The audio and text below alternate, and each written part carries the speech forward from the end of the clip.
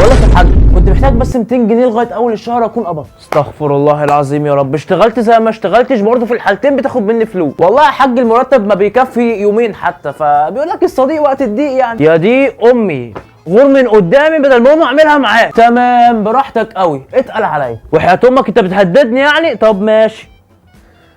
طرق تعذيب جديدة، اتقل بقى عليا.